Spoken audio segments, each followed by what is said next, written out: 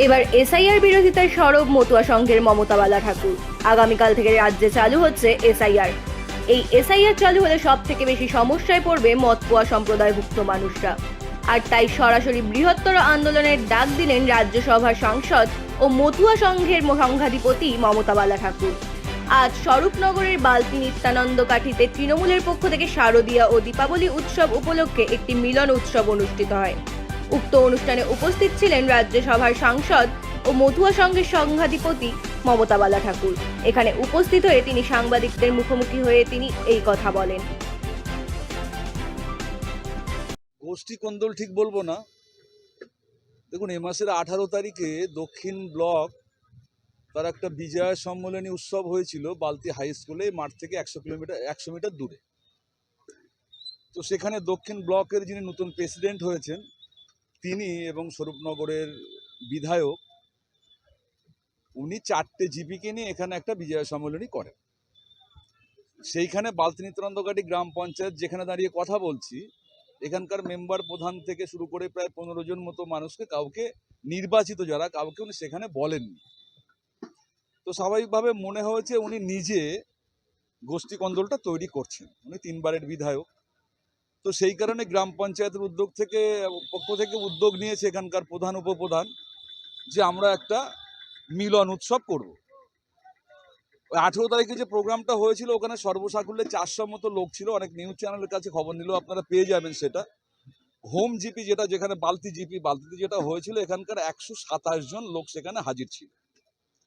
তো আজকে এই 20টা বুথের এই জিপির 4000-এর উপরে লোক হাজির করে তার একটা প্রতিবাদ বলুন, যাই বলুন, আমরা এখানে একটা অনুষ্ঠান করলাম মিলন উৎসবের মধ্য দিয়ে। তো এটা আমরা রাজ্য নেতৃত্বকে জানাতে চাই নিউজ চ্যানেলের মাধ্যমে যে কিছুদিন আগে যেমন সাংগঠনিক পরিবর্তন হয়েছে, যে মানুষগুলোর গ্রহণযোগ্যতা নেই, যে মানুষগুলো তার বুথে জিততে পারে না, যে মানুষগুলো স্মাগলিংয়ের সঙ্গে যুক্ত বর্ডারে, যে মানুষ পদাধিকারী যারা এমএলএ এখানকার তার বুথে জিততে পারেন না, তার হোম জিপিতে জিততে পারেন না, মানুষের সঙ্গে যোগাযোগ বিচ্ছিন্ন, মানুষের সঙ্গে সম্পর্ক নেই। তা আমাদের যেন বালতি অঞ্চলে দাঁড়িয়ে আমরা যারা মমতা বন্দ্যোপাধ্যায়ের সৈনিক, অভিষেক বন্দ্যোপাধ্যায়ের সৈনিক, আমরা যারা বালতির মানুষ চাই মমতা বন্দ্যোপাধ্যায়ের জন্য জীবন জান প্রাণ লড়িয়ে দেব, 2026 সালেও মমতা বন্দ্যোপাধ্যায়ের সিম্বলকে জেতাবো, আমাদের মনে হয়েছে মাঝখান থেকে উনি এসে খানিকটা দ্বিচারিতা করছেন, দলের মধ্যে গ্রুপিং সৃষ্টি করছেন, গোষ্ঠীদ্বন্দ্ব সৃষ্টি করছেন। এটা আমাদের মনে হচ্ছে। তারই বিরুদ্ধে আমাদের প্রতিবাদ, এটা আমরা রাজ্য নেতৃত্বের কাছে পৌঁছাতে চাই। এবং শুধু বালতি জিপি না, আমার কাছে যেটা খবর আছে আগামী 1 তারিখে সাঁড়াফুল জিপিতে আমার একটা প্রোগ্রাম হবে, 6 তারিখে বাংলানি জিপিতে একটা প্রোগ্রাম হবে, 9 তারিখে বাঁকড়া গোকুলপুর জিপিতে একটা প্রোগ্রাম হবে। 10টা জিপিতে এই ধরনের প্রোগ্রাম হওয়ার পরে মালঙ্গপাড়া কিংবা তেঁতুলিয়া মাঠে প্রায় 10 থেকে 15,000 মানুষ জমায়েত করেও আমরা এই বার্তাটা দেব। আমাদের লড়াইটা আজ থেকে শুরু হলো। আমার নাম শেখর দাস, আমার বালতি নিত্যানন্দকাটি গ্রাম পঞ্চায়েতের আমুদিয়া গ্রাম সভায় বাড়ি। আমি একজন তৃণমূলের সক্রিয় কর্মী। আমরা মমতা বন্দ্যোপাধ্যায়, অভিষেক বন্দ্যোপাধ্যায়ের বাইরে না, সিম্বলের বাইরে না, সিম্বলের জন্য জীবন দিয়ে দেব।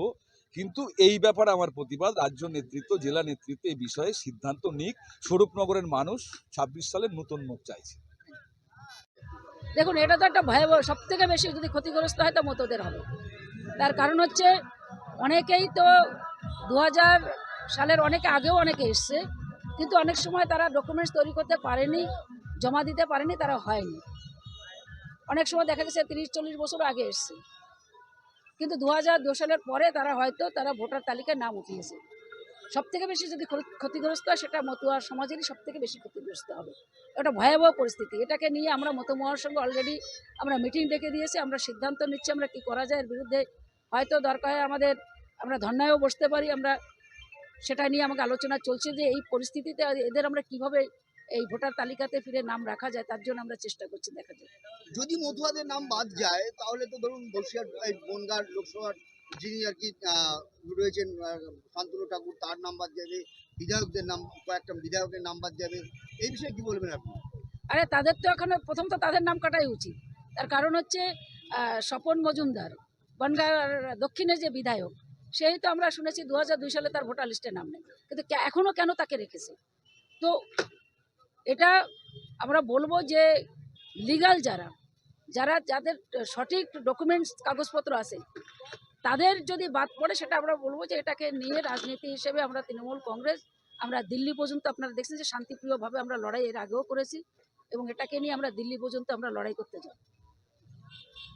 আর আপনারা তাহলে মতুয়া সমাজের থেকে তাহলে আপনারা বৃহত্তর আন্দোলনে আমার ডাক দিচ্ছেন। আমরাও সেটাকে নিয়ে আমরা অলরেডি আজকে তো সেটা ঘোষণা করলো, আমরা অলরেডি 2-1 দিনের ভিতরে আমরা এটা নিয়ে বসার পর আমরা সিদ্ধান্ত নেবো যে সংগঠন কথা বলবো, আমি তো ব্যক্তি একা নয়, সকলে মিলে এটাকে সিদ্ধান্ত নিয়ে আমরা আগামীতে কি করা যায় সেটাকে রাস্তায় নামার জন্য আমরা চেষ্টা করছি।